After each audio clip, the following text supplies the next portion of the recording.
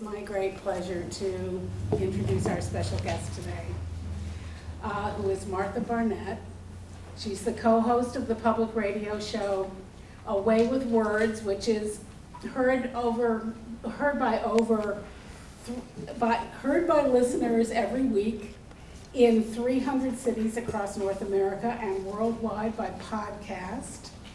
And at 9 o'clock this evening on VPR, if you'd like to hear it, tune in. Thursday evenings, 9 o'clock. And also Saturday morning. So this show is about words and how we use them, about word phrase origins and slang and regional dialects and writing well and books and reading and weird things that grandma used to say and lots of other topics about language that you wouldn't necessarily expect. For instance, there was a conversation that I was listening to in my car one day in which a professor of English from some Eastern college had called in to say, I have to give students feedback in the margins of their papers, and I've kind of run out of ideas of things to say. I'm using the same words over and over again. Do you remember that? Sure I do. I was teaching a writing course at the time in another college, and I thought, well, I want to get into this conversation, but I didn't have hands-free, and by the time I got home, the show was over, but you always say, go to our website, call us, email us. So I emailed, and seconds later, I get an email from Martha. And she says, community college, we love community colleges. And we're dying to come to Vermont. And by we, she means also her co-host on this show, Grant Barrett. So, long story short, here she is. And we're very, very happy to have you. I just want to tell you a little bit about who she is and her background and then invite you up. Martha has an undergraduate degree in English from Vassar College, and she did her graduate work in classical languages at the University of Kentucky, Greek, Latin. She studied Spanish in Costa Rica, where some of you might be going the end of this semester, I hope. You do, it's a beautiful country. Before her work in radio, Martha was a reporter for the Washington Post and an editorial writer for the Louisville Courier-Journal. She's the author of 3 books on word origins, I think maybe now 4 books, but one of them is titled Ladyfingers and Nuns' Tummies, a lighthearted look at how foods got their names. And that book led to your becoming the co-host on the public radio show, is that right? And so she joined A Way with Words in 2004. She's president of Wayword Inc., Word, W-O-R-D, the nonprofit organization that produces and distributes the program with, and I should add, support from listeners and underwriters, that produces and distributes this program, Wayword Inc. She holds a certificate in fundraising management, which of course is a good thing if you are the president of a nonprofit. This from the Indiana University Lilly Family School of Philanthropy.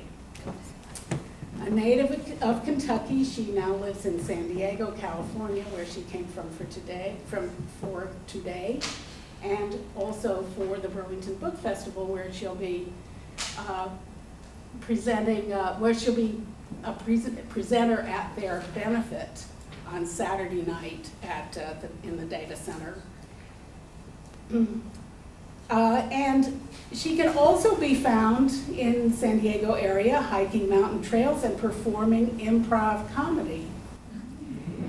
So please join me in welcoming Martha Barnett, our esteemed guest. Thank you. My pleasure. Hi. Have a seat, Sherelle.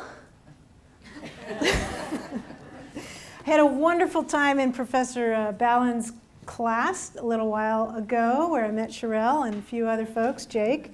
And and Rosanna, right? Yes.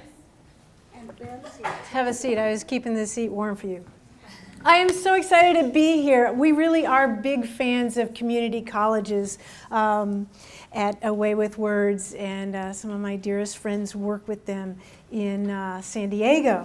So I know the good stuff you do here, and I was thrilled to pieces when Sally and I started a conversation online, and it led to this. So thank you for having me. What I wanted to do today was talk with you about what y'all can hear me in the back, right? We're good? Okay. What I've learned doing the show for the last, dozen years now. And so I'm going to talk about that some, and then I often find that the best part is Q&A. So I want to make sure to leave time to hear your questions and comments, observations about language. So to get started, I wanted to share one of my favorite Latin proverbs. And those of you who are teachers will appreciate this one. Anybody read Latin? There's a Mary Jean, is that right? Right. Who teaches learns. That's right. The docet here from Latin is related to words like docent. A doctor is somebody, you get your doctorate if you've studied a lot and teach. And the discet is like, what words do you think? Actually, disciple, somebody who learns, and discipline. Actually, you learn discipline. But I don't know about discussion. I'll have to look that one up.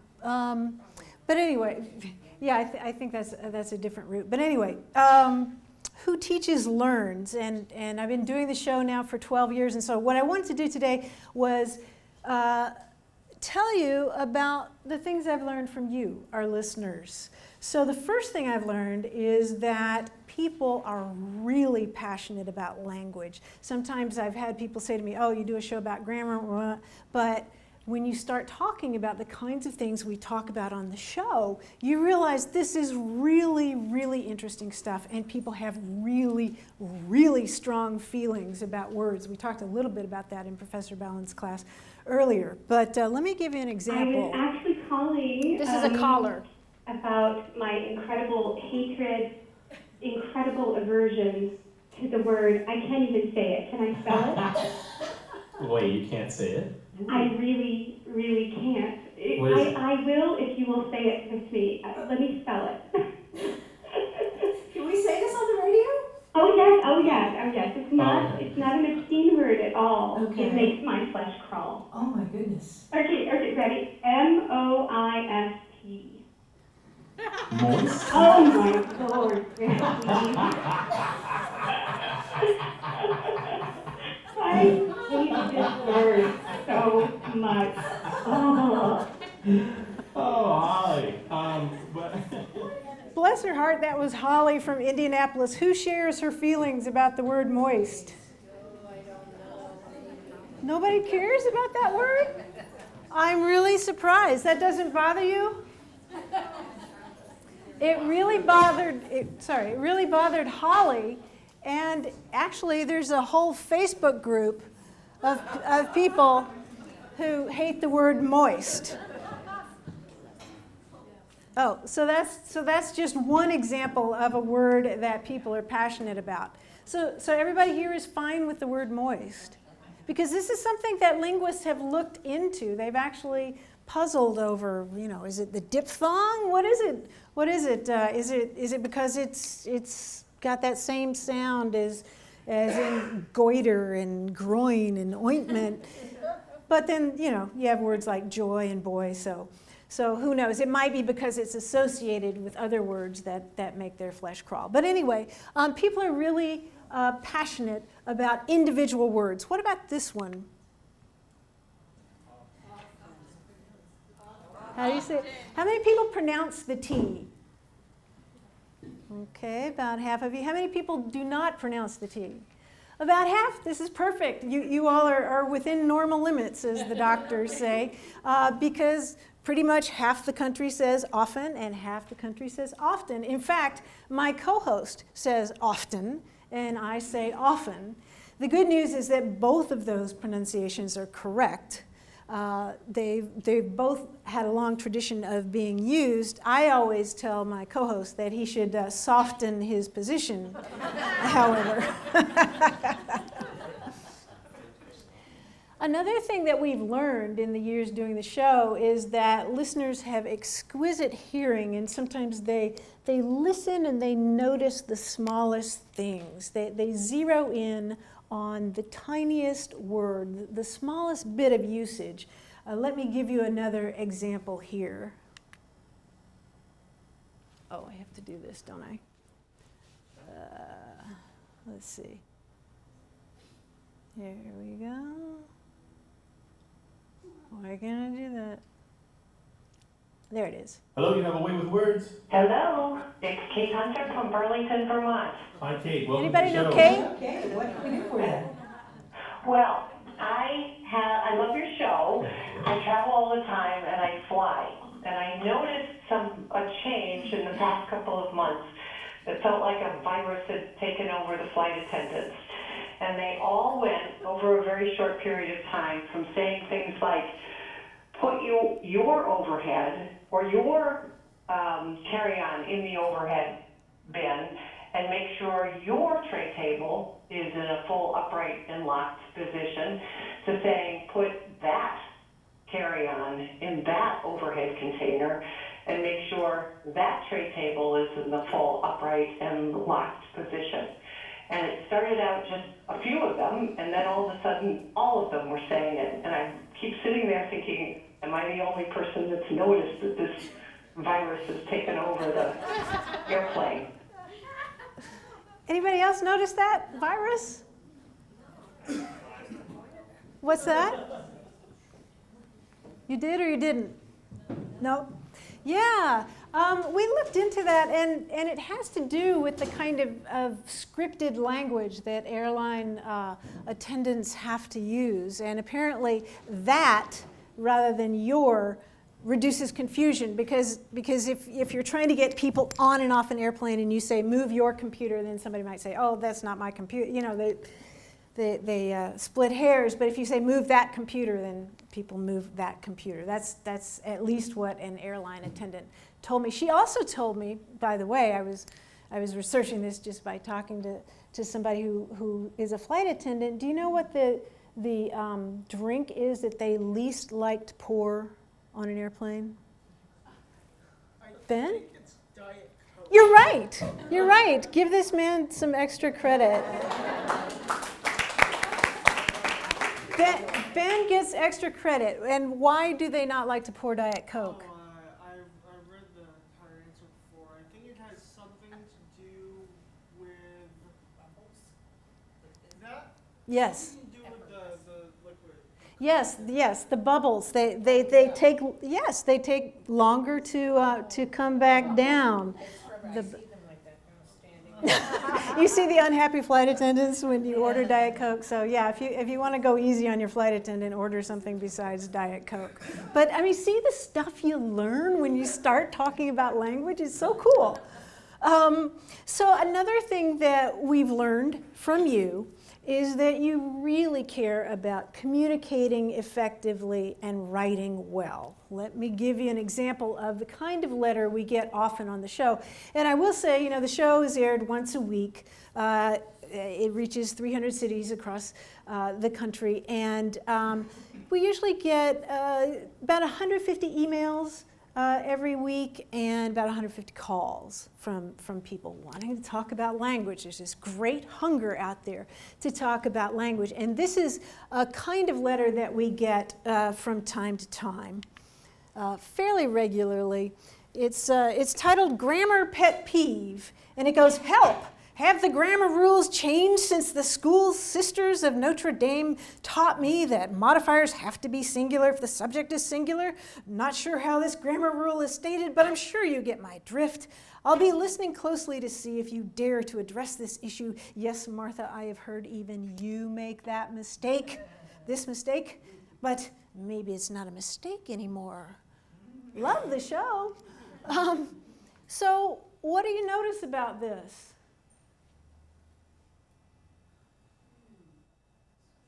What do you notice about the message header? Anything? Grammar. They misspelled the word grammar. And it wasn't just an accident because look, grammar with an E and grammar up there. Bless her heart, right?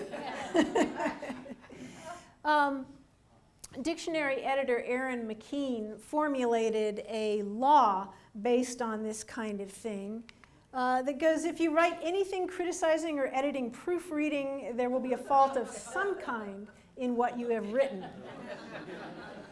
That, my friends, is known as Muffrey's Law.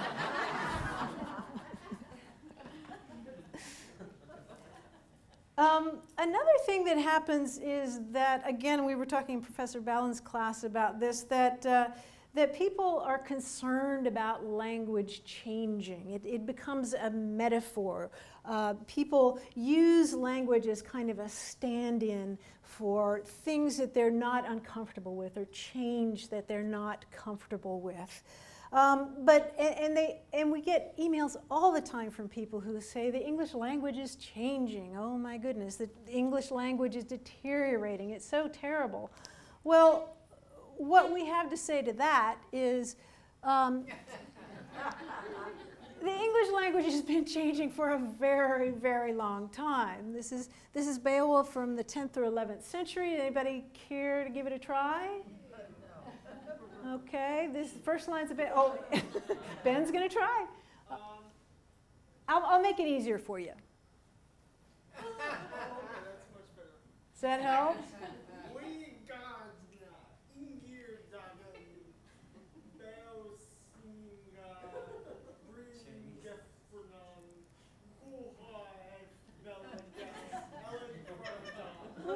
More or less.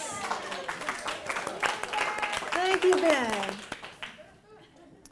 It goes a little more like What we garden in jardagum, theod kunige thrum je frunen, hutha ethelinges ellen fremeden. That was close, but I mean, back then, we sounded more like this guy, right?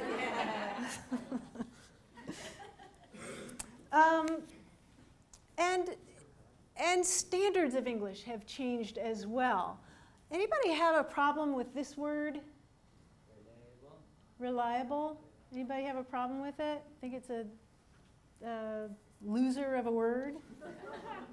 Well, in 1860, a literary critic described the word reliable as anomalous and deformed. He said it makes no sense that instead of reliable, the word should be rely-uponable, which would be ludicrous. And then what about this word? Interview. Got a problem with that? In 1882, a literary critic said that this word was first accepted in jest, then violently denounced, and finally, by a strange fate, appears to be accepted with mournful resignation. Interview. And what about this word, donate? One of the foremost literary critics of the late 19th century was Richard Grant White. He was a great Shakespearean scholar. And he wrote that the word donate is utterly abominable. It has been formed by some presuming an ignorant person from donation. When we have, give, present, grant, confer, endow, bequeath, devise, with which to express the act of transferring possession in all its possible varieties. So you see, at one time, words like this were roundly criticized by the critics. Words like hospitalization, I believe it was Warren G. Harding, President Warren G. Harding used that word, and people went nuts because that's, I mean, now we use it all the time, right? So another thing that you've taught us is that English is more diverse than ever. A lot of times we hear people talking about how, oh, English is becoming so homogenized, we're talking all the same. That's not the case. So many times we've had people call the show, and I've heard this again and again and again, that they'll move from one part of the country to another, and they'll say, I used this word, and people looked at me like I had two heads. For example, you're nodding your head. Do you have an example of that?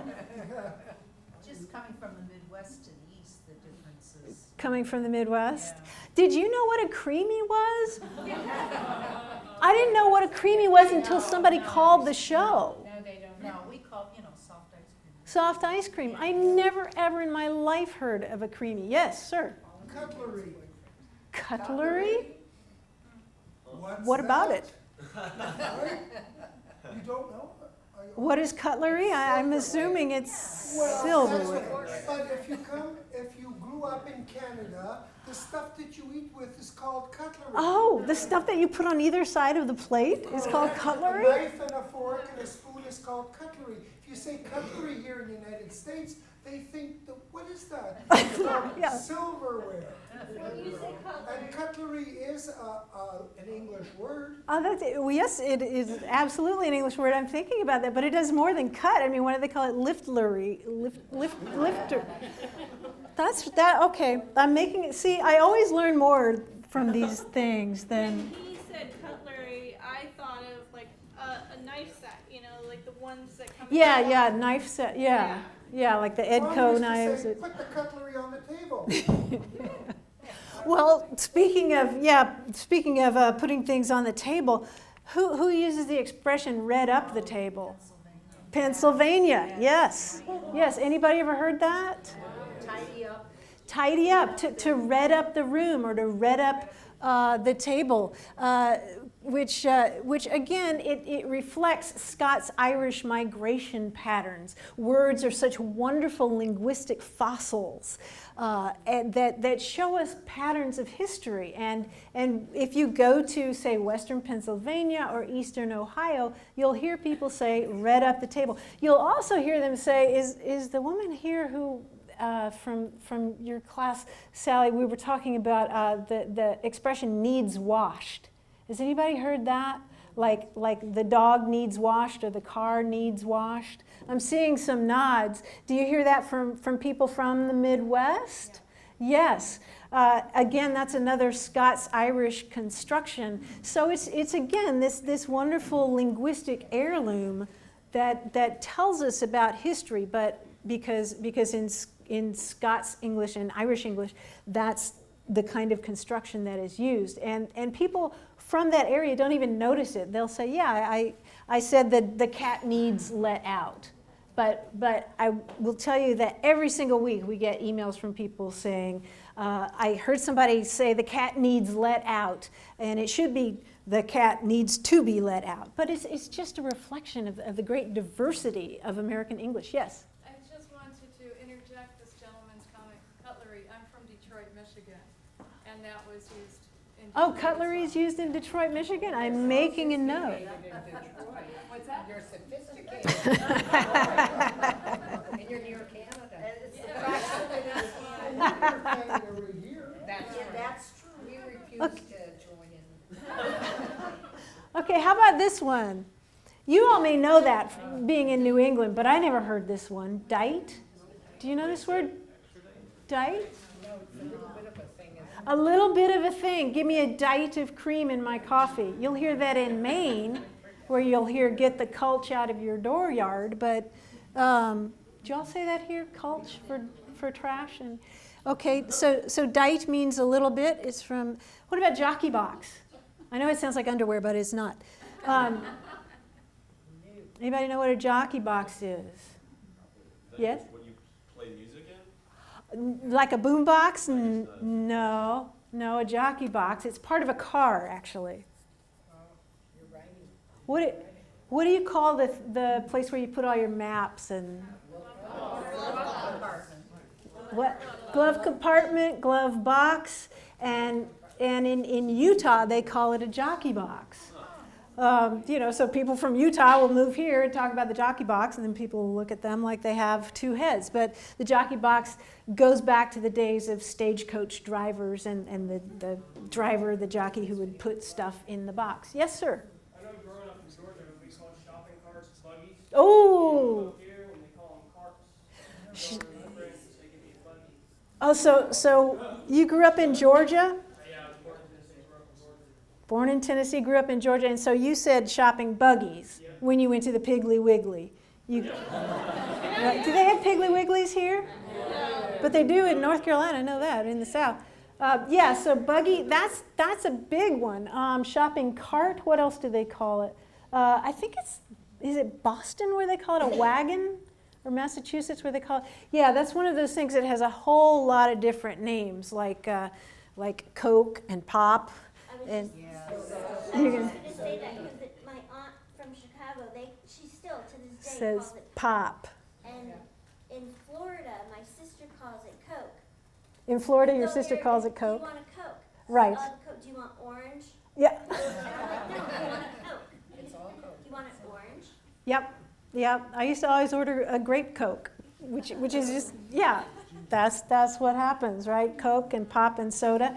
So we talk about those different ways. One more.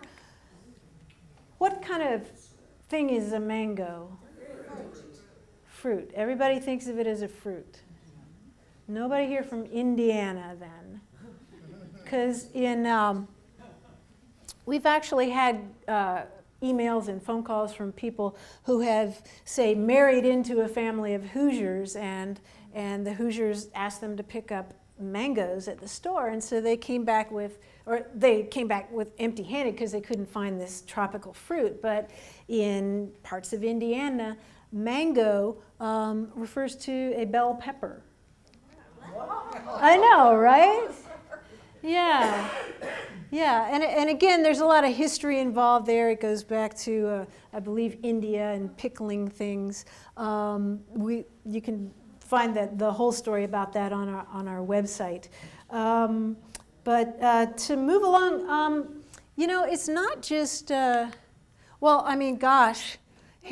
are a whole bunch of them. I was just reading about the word babashili. Anybody know the word babashili? I love this word, babashili. You'll hear it down in the Gulf states, Mississippi, Louisiana. It means a really good friend. You're my babashili. And it comes from a Choctaw word that means brother. Isn't that cool? Yeah, again, so much history in a word. There's so much history hiding there right in plain sight if you know how to look for it. What's that? Bubbler. Water fountain. Oh, bubbler. Bubbler. A bubbler. Yeah, from Massachusetts or Wisconsin? Boston. Boston. Okay, you call a water fountain a bubbler? Bubbler. Yes, exactly. And in parts of Wisconsin too, but not all of Wisconsin. Really interesting stuff. Just, look at the diversity of English. Larapin. Do you know the word larapin? That's larapin good pie, Mom. Somebody's heard that? Finger licking good, yeah. Yeah, it actually comes from a Dutch word that means to strike or beat or whip, So it's like strikingly good pie. That's larapin good pie. You'll hear that in Oklahoma and Texas. So, what's that? Epizootic, did you say? Yeah. What can you say about epizootic? It's this is a fanciful name for a kind of disease. If you don't really know what you have, you might have the mullygrubs, which is sort of like you just don't feel well, or the epizootic. It's sort of like an infectious disease. It's yeah. So I'm sure that your library has access to the Dictionary of American Regional English online. I sure hope so. It's just a gold mine of this kind of stuff. But again, it shows the different ways that all of us talk. We're not homogenized at all.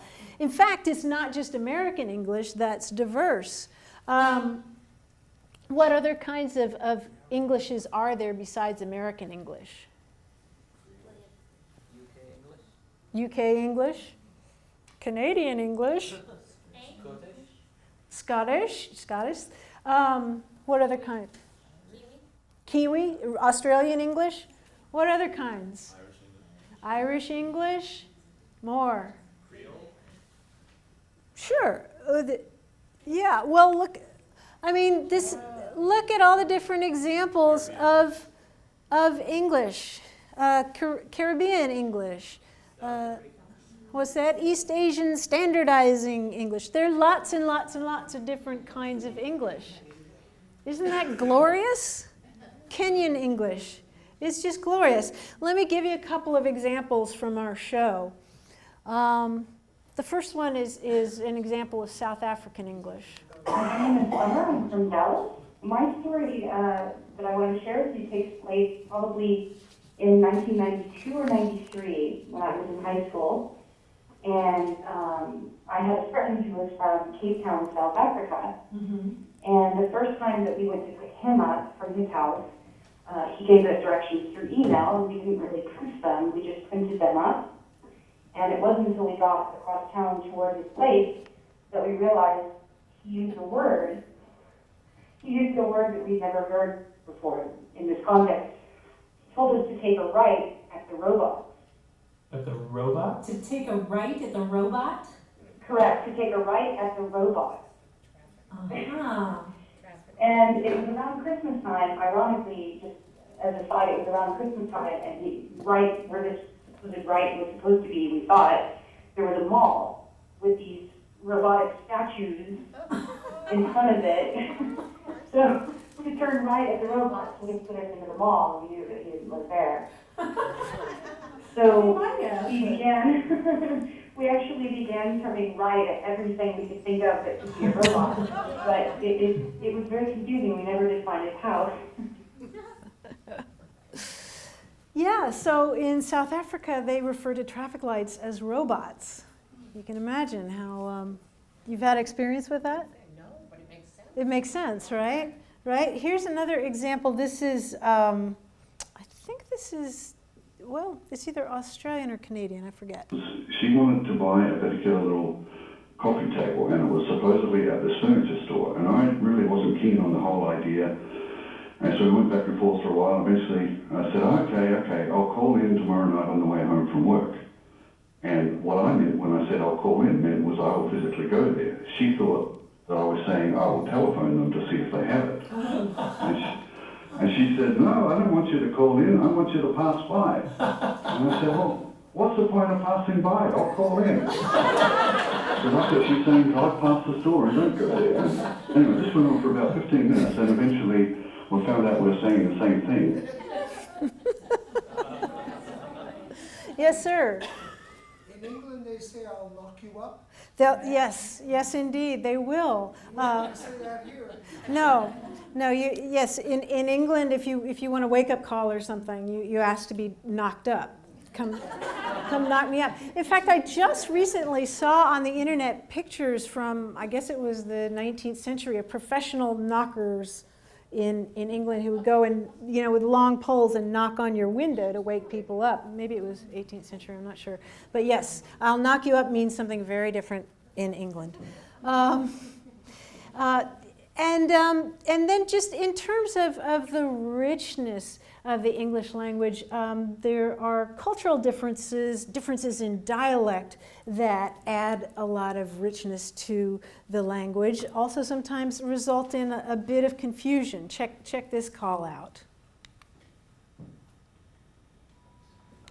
Hi, this is Barnette calling from Indianapolis. Hi, Danette. Welcome to the program. Hi, Barnette. What can we help you with? So, okay, a couple of years ago, a coworker and I were having a conversation, and in it she said that someone was out of pocket, and I was a little bit confused because the phrase, the way I understood it, didn't fit with the context of what she was talking about. So I asked her what she meant, And she said that she meant that someone wasn't available for communication. And I had always understood it to mean that somebody was acting a bit out of line or disrespectful. The person that I was talking to is Caucasian, and I'm black, so I kind of did a poll of all of my friends of both races, and it kind of was a straight line that one group meant it to mean one thing, and the other group understood it to mean the other thing. And I didn't know which meaning came first and where it came from. Really interesting. So you did your own field work. I love that. Yeah, that's great. That's something that we try to get our listeners to do all the time. Yeah, thanks for doing our job for us today. You're welcome. But you found this particular meaning does fall on racial lines. African American vernacular English has a lexicon, it has proverbs, it's got vocabulary, it's got syntax, and everything. It's got this whole, it's a dialect of American English that has stuff that belongs only to it, and you found one of them. So cool. That's awesome. Isn't that cool? Sherelle, you're nodding your head there. Right, out of pocket, you're being disrespectful. That's what it means in my language. Isn't that something? Yeah. Had you heard it the other way? I'll be out of pocket, meaning I'll... No, I had no idea. How cool is that? Yes. Also, out of pocket, like when you're working somewhere, it's out of pocket expense. Right. Yes. Yet another meaning of it, right? You needed money, you didn't have enough money to buy something. Right. So you didn't have enough company money, so you had to pay for yourself. Right, out of your own pocket. Yeah. Isn't that? I never heard of the other two. Oh, really? Isn't that something? Yeah. Out of pocket expense, the whole word. Out of pocket expense. You're acting out of pocket means you're being disrespectful. I'm feeling some type of way. You're being rude. How cool is that?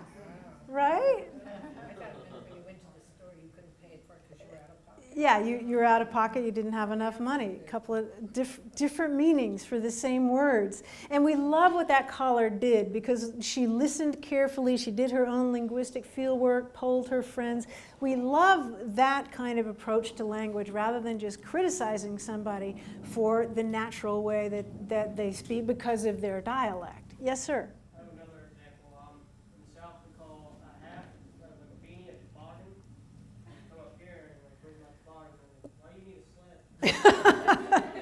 That's right. Toboggan is one of those words. It comes from Native American language, as I recall. And in the South, a toboggan is remind me, is a hat. That's what I thought. Yeah, it's a hat.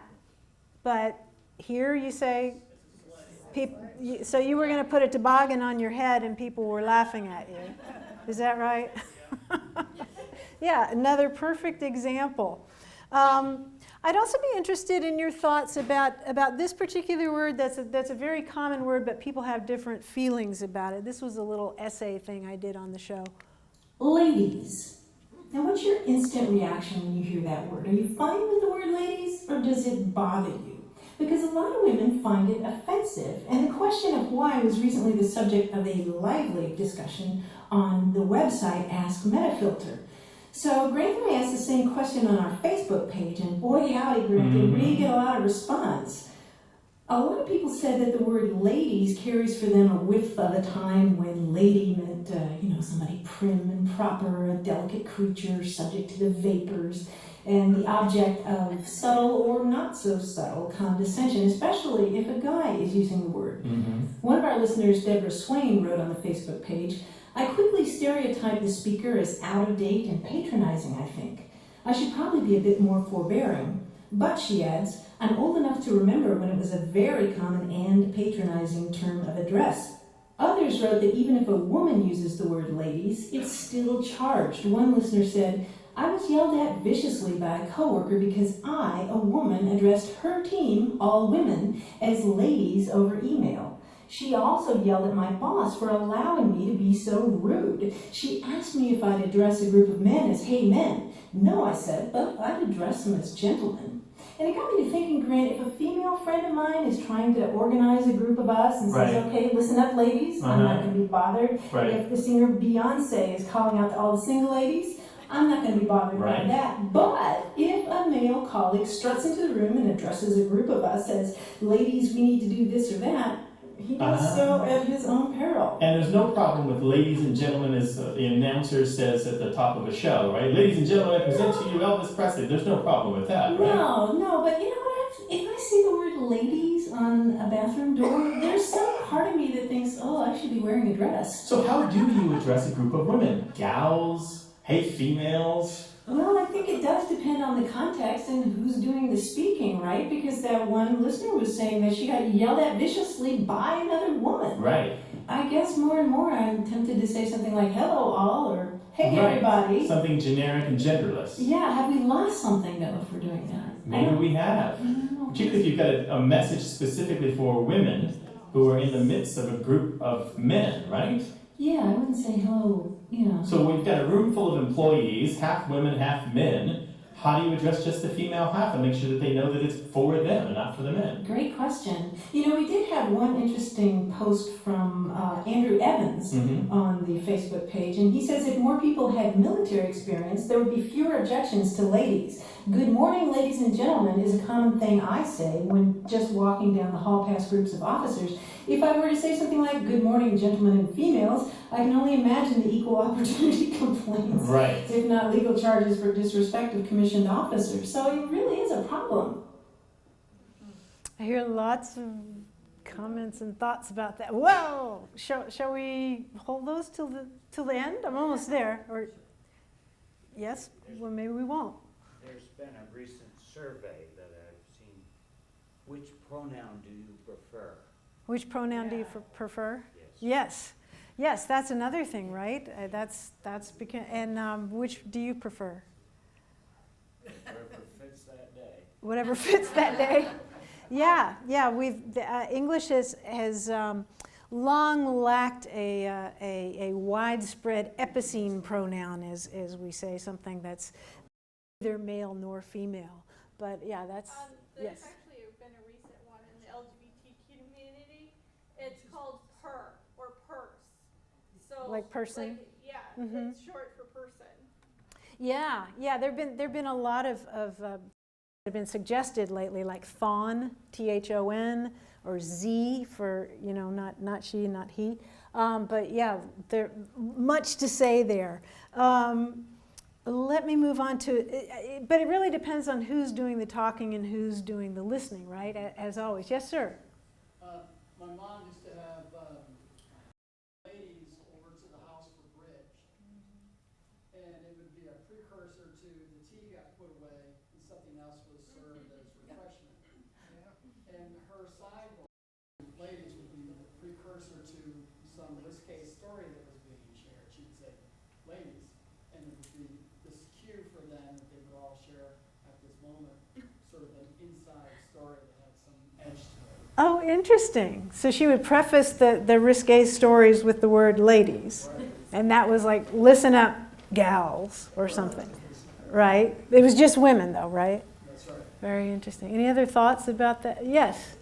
I've never even thought about it, to be honest. Like, I'm in the military, so I could definitely relate to what they were saying about the military. But, like, I work at a restaurant one night a week, and I serve, and sometimes if I'm too busy, my dad will help cover for me or something like that, and be like, who does this food belong to? And I'll be like, oh, the lady over underneath the dartboard. And it's never been anything I've ever thought about, so I just, I mean, or you should say the lady or, the woman. I guess it doesn't really matter, but one comes out a little faster than the other. Yes. Yeah, I find that the younger you are, the less you're bothered by lady. It's kind of like the same thing as, like, there's some people that are really offended by ma'am.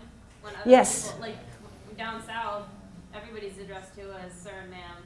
And then it's like, up here you're not really used to it, and some people might be really offended, like you're calling them old or something. Exactly. Yes. That's exactly right. Yes. Does girls have the same connotation as ladies also? That's a whole other story, isn't it? Girls, you have some thoughts about that? Yes. Yes. I am 30 years old and I'm a woman, and I'm not a girl. Well, Therefore. when do you start going to the nursing homes and the hairdressers? Honey, Sweetie, dear. Sweetie, honey, you're not ladies anymore. Yes, we have a thought back here. That's when I would stop and say, I have a name just because I'm old. Good for you. It gets under people's skins. Yes, you were saying.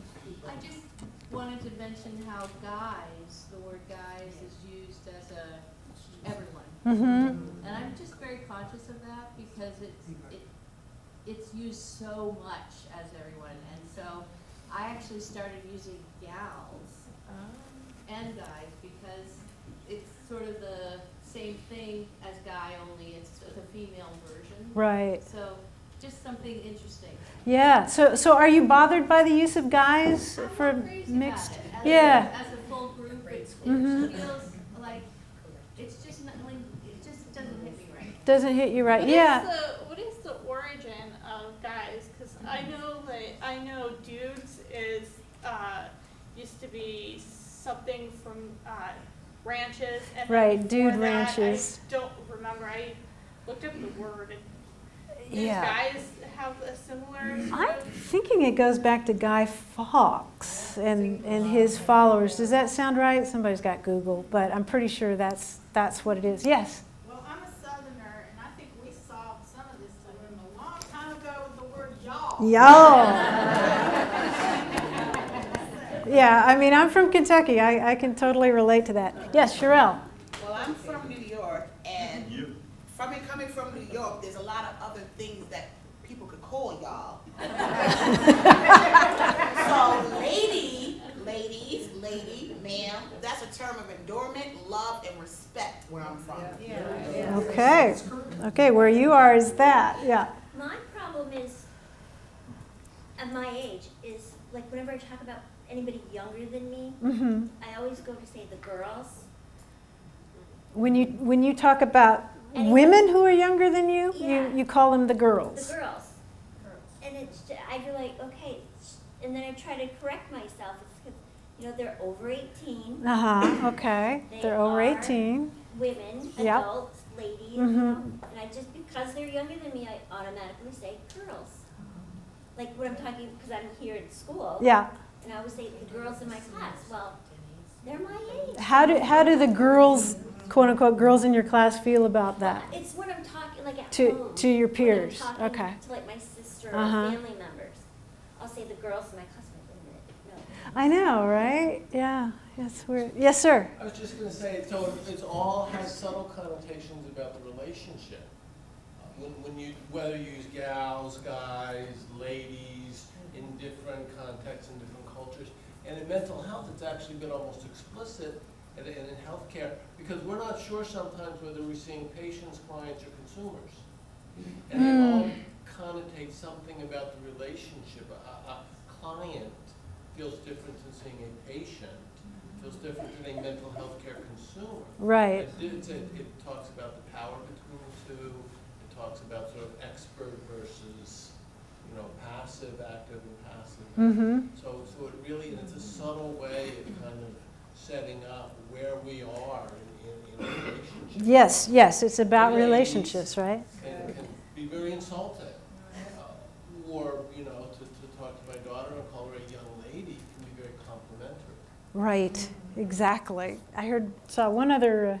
In the old movies, they used to refer to them as babes. The babes are going out tonight. Yeah.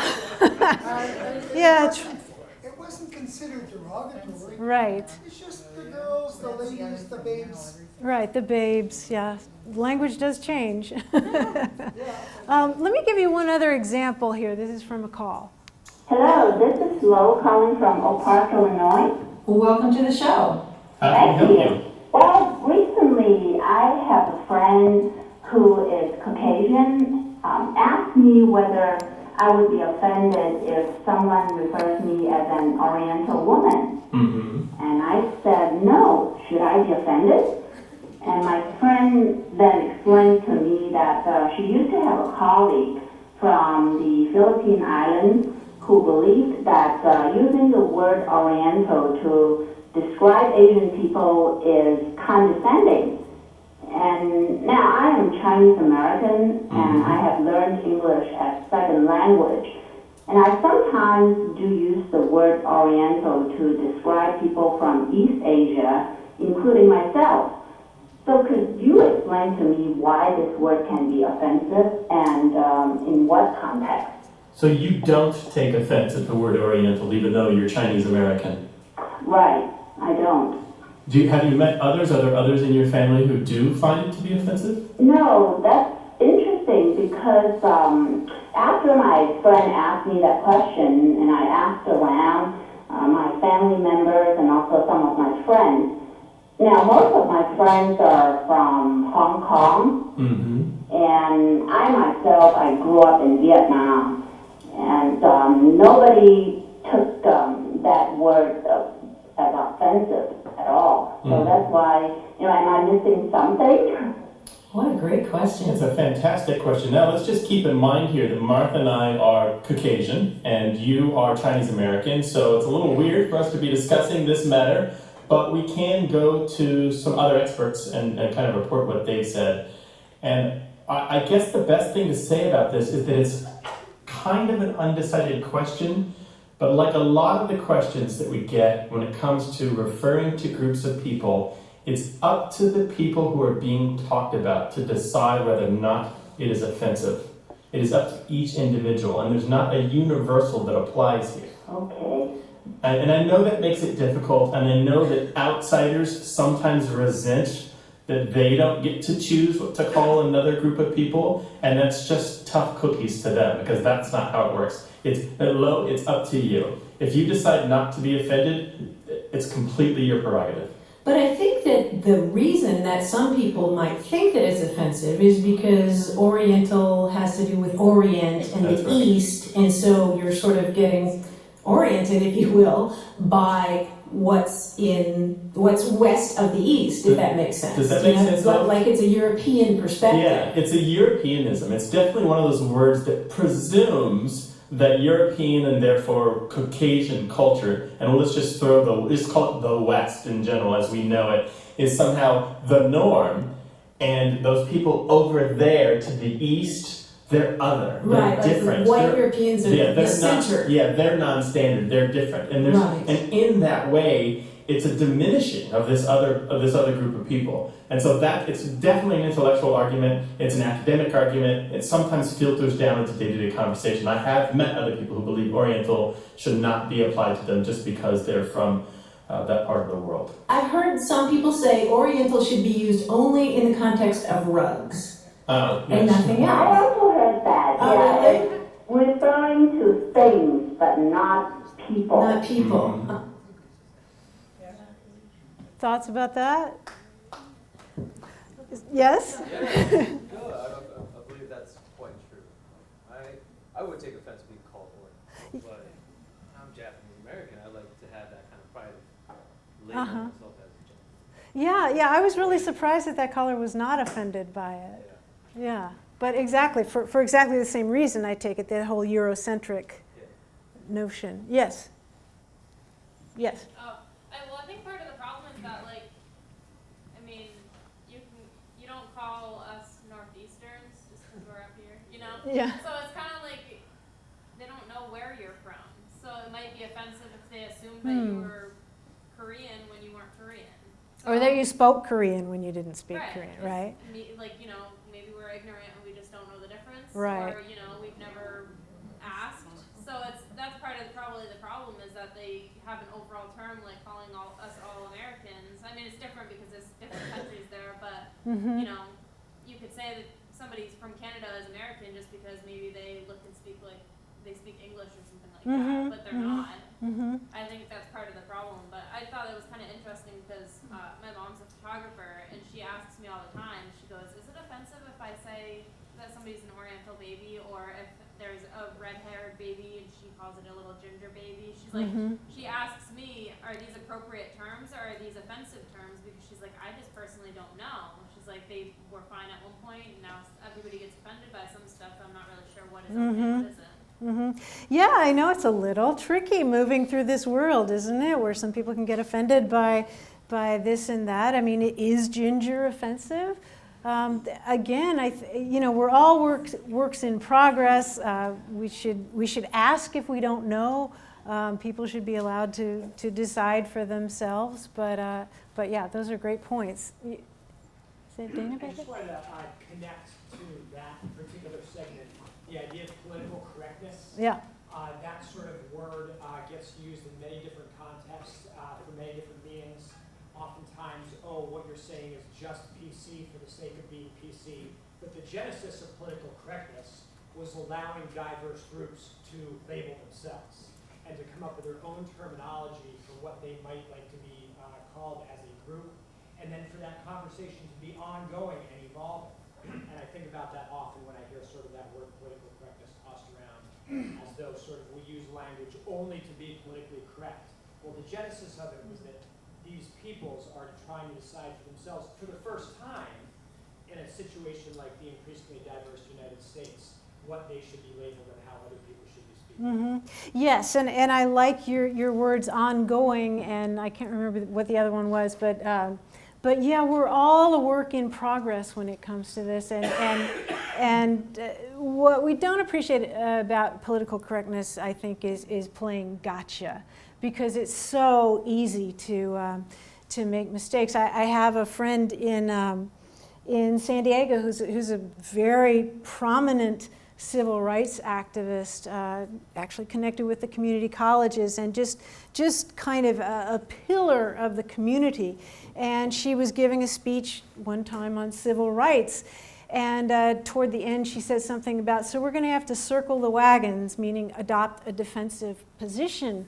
And some Native Americans came up to her afterwards and said, do you realize how offensive that term is? And she was like, oh my God, I had no idea. A learning experience for me. Circle the wagons makes Native Americans other. So yeah, we're all works in progress, and I think the way to handle this is to listen to understand rather than listen to just tell people things. Yes? Well, I wanted to add on the ginger. I actually am reading the history of the redhead. So yeah. You're reading a history of the redhead. Yeah, okay. So ginger is a derogatory term in a lot of places. Mm-hmm. And obviously now the interesting thing is because there were so few people, but what this book talks about is that ginger-colored redheads have been found throughout the world throughout time. Mm-hmm. It's not just a European, they're not Scottish, they're not right. Irish, they're actually of Arabic descent or Chinese descent. It's really fascinating. So ginger is still used as a derogatory term to some people. Uh-huh. And again, the comment going back to we have to be respectful of people and let them decide on a independent, on a personal level. And this goes back to another example, when I was teaching in '92, I had a 7th grader who was Hispanic declare, and I don't even know what they were talking about at the time, but he blurted out, I'm a nigger. And half of the room was like, wait a minute, do you know what that means? Now at the time, what I didn't know, and some of the other students didn't know, is that the term was just starting to come back into favor mm-hmm. with a lot of kids.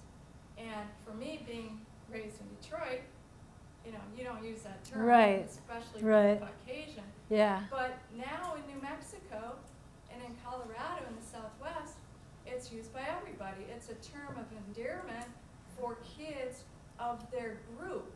Yeah, and again, context, right? It's not necessarily a gang term, but it's used to say, yeah, I'm part of your little group. Yeah, So, yeah, deeply. No, New Mexico and Colorado. No, it's just nigger. They don't say nigga, they say nigger. Wow, now, that's. this is '92. Uh-huh. So.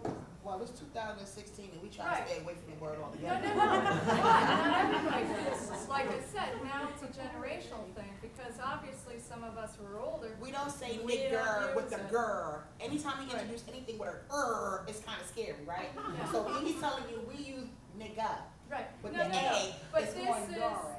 a 7th grader who wasn't knowledgeable. He's a young kid. He's just. He probably got beat up a few times. Well, Yeah, he probably got beaten up a few times.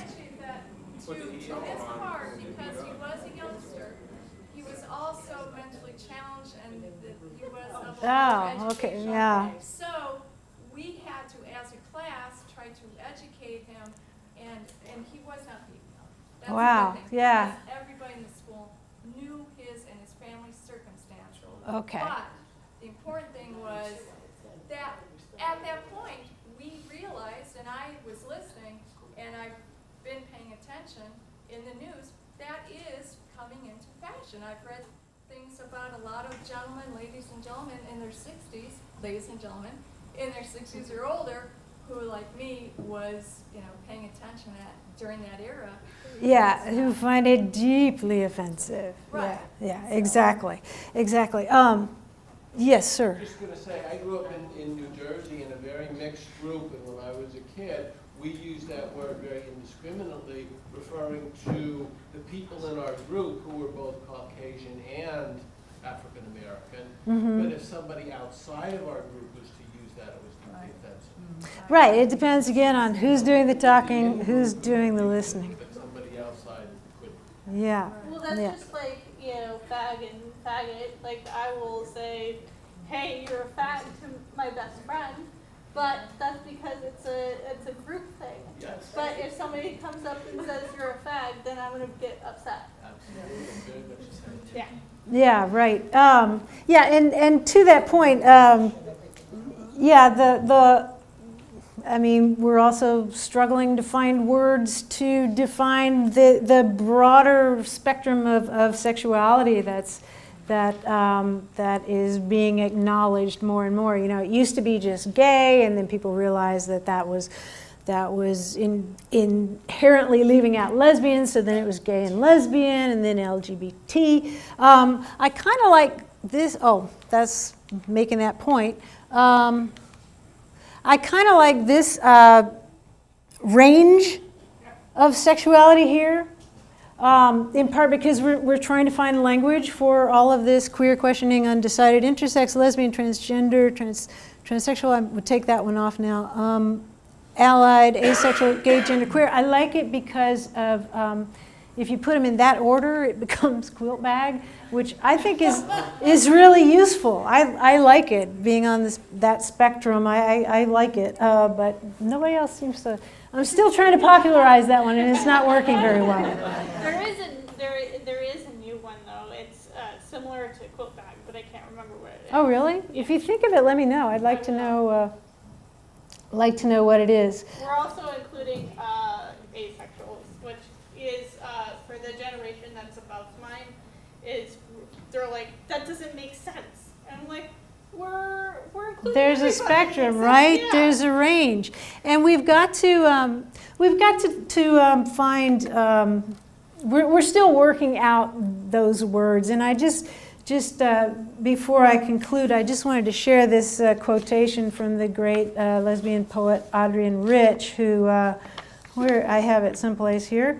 I just think that she puts it so well when she says, when those who have the power to name and to socially construct reality choose not to see you or to hear you, whether you are dark-skinned, old, disabled, female, or speak with a different accent or dialect than theirs, when someone with the authority of a teacher, say, describes the world and you are not in it, there is a moment of psychic disequilibrium as if you looked into a mirror and saw nothing.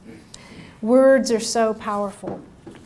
And that brings me back to where I started. The things that we learn from listeners and the questions that listeners bring to the show every week, because those questions really boil down to questions of connection, don't they? To questions like, am I the only one? Or how do I relate to other people? How can I communicate better with other people? And how can I assimilate into a diverse society and communicate in a diverse society without losing my own cultural heritage, without losing my own language, without losing those linguistic heirlooms, those wonderful linguistic heirlooms that my parents and grandparents have passed down to me. These are the kinds of things that we love talking about on the show. I hope that this discussion has reinforced the idea with you that it's not just about grammar or where you put the apostrophe. It's about bigger, deeper questions. And I think that the most important thing that I've learned in the years doing this show is that when we started our nonprofit to continue to produce the show after we left KPBS in San Diego, we formed a nonprofit to produce it ourselves and distribute it ourselves. And when we started out, our informal motto was, our mission is we're out to change the way people talk about language. But in the years that we've been doing this, we've kind of come around on this idea. Now I think our mission, our main goal in what we do, when we do the show every week, and I hope you'll tune in, Thursdays at 9 and Saturdays at 6 a.m. You all actually get up at that hour. It's not that we're out to change the way people talk about language. We're out to change the way people listen to each other.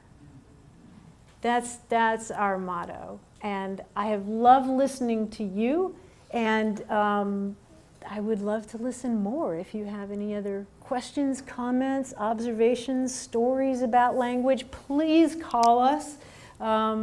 If you ever want to discuss something on the show, I'll talk about the show if you want. Any other questions or thoughts you have? Yes, I have a please. question about the show, which I really liked a lot. And I always wonder how you can answer the questions so readily. Are you there surrounded by language? Look at it quickly. How do you do that? How do we get the answers so quickly? We're not that bright. The show is pre-recorded. And because it's on all across the country and even in Canada, in some places. So the way the show works, actually, it's technically what they call a call-out show rather than a call-in show. If you've ever listened to Car Talk on NPR, they do it the same way. All the big shows are like that, are actually, that's why they have such good callers. You know, you rarely hear anybody say on Car Talk, or on our show ideally, who's hesitant or stumbling or anything like that. They're being screened as talent by the producer. So what happens is, anytime you call the show, you'll get a recording. Anytime, even during the show. And we get, 150 of them a week. And our producer goes through and is always looking for a good mix of regional calls on different topics. Because otherwise, Grant and I, my co-host and I, have done live versions of the show, like on BBC, and it's terrible. Because you get people calling about the same questions again and again. There's not that much diversity necessarily, and so that's the way those kinds of shows are done. So our producer lines up the callers every week, about 10 callers. Say, give us 15 minutes of your time on Wednesday morning, and we'll call you. And so it's actually a call-out show, and she just has them lined up like planes circling the airport. And we just go in. It's called live to tape. We just go in and record it as if we're doing a show, and she's funneling the callers to us. So yeah, this is what we do. We've been doing this for years, so we know a lot of the answers. Did I get Guy right? I don't know. Okay, all right. I think I did, but anyway, we know a lot of this stuff already. Grant is a dictionary editor, my co-host. And then if there's something that looks like it's going to be challenging or maybe needs some substantiation, yes, we know about that before the person calls. Yes? I'd just like to know your top 4 or 5 favorite new words in the lexicon. Oh, gosh, new words. What did Jake, you may know this from the military. I recently learned the word voluntold. Oh yeah, voluntold. Would you like? They nicely ask you to do something and you don't really have a choice. they make it sound like you have a choice, but you really have to do it whether you want to or not. Yeah. Voluntold, that's one of my favorites. Yes, voluntold. Yeah, you've been voluntold. You've basically been invited to do something and you can't turn it down. I'm trying to think of other new words. Gosh, there's so many. It's like being asked to choose a favorite star or something. Whichever one comes to your mind. I don't know why voluntold did. What did I learn recently?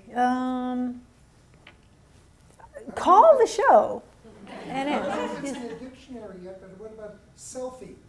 Oh, selfie. Yes, that's in the dictionary. Yes. Is that already in? Yes. Do you know what a retronym is? A retronym. Yes, retronym. Yes, that is a word that's been formed to specify a more specific example of something that already exists. Like, for example, you have guitar, but then when they invented electric guitars, the retronym is electric guitar or acoustic guitar.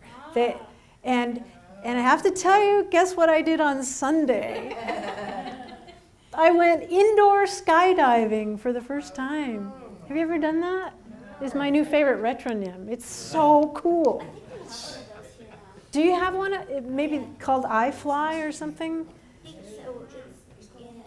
Yeah, friend me on Facebook and you can see me going up in the air. It's so much fun. I loved it. So that's my new favorite retronym is indoor skydiving as opposed to outdoor skydiving. I've never done that. I'm too afraid. But I'll think of more new words. I should have thought of that. A lot of times people ask me what my favorite word is, and I love the word mellifluous, which describes a beautiful sounding voice or something like that. But who speaks Spanish here? So what's the Spanish word for honey? Exactly, it's related to mellifluous. It literally means flowing with honey. How cool is that? Or preposterous. I love preposterous as a word. I mean, preposterous is a fun word to say, but think about it. You can see the Latin in there, the pre and the post, the before and the after. It's like preposterous. It's literally like contradictory, preposterous. Yes? I was just going to say my wife's favorite word is, and I think I'm going to get this right, shusurate. Oh, susurrate, yes. Leaves can make in the breeze, or water can make, and it's very much like mellifluous. Yes, yes, susurration.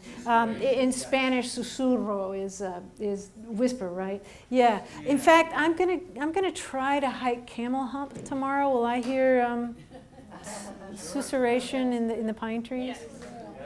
I'm excited about that. Yes. S-U-S-U-R-R, I think, yeah. Susurration, yes. Yeah. Any other, yes? Well, I just, when you said mellifluous. Yes. Which is a pleasant word, describes a pleasant sound to hear, kind of. Yeah. My friend and I thought that we need a word, I don't know if there is one, for things that are fun to say with your mouth. That are pleasant to form in your mouth. Ooh, that have a good mouth feel. Words that have a good mouth feel. Yeah, that quality. I don't think there's a name for that quality. There should be a name. Well, somebody said moist. Yeah, that works. Moist or are you bothered by the word mouth feel? I love that term, but I know people who bother. Right, or wine. But it's the same thing. It's like this sense that doesn't get talked about as much as this sense or this sense. No, you're right. There should be a word for that because I sure have words like, I think Brazilian Portuguese has that mouthfeel. Thank you. Thank you. Maybe you should call and ask and we'll throw it out to the callers. I really like that a lot. So it's 5:30. We should probably wrap up. Thank you all so much for being here.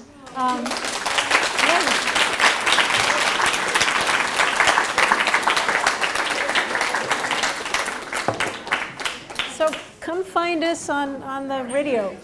Call us.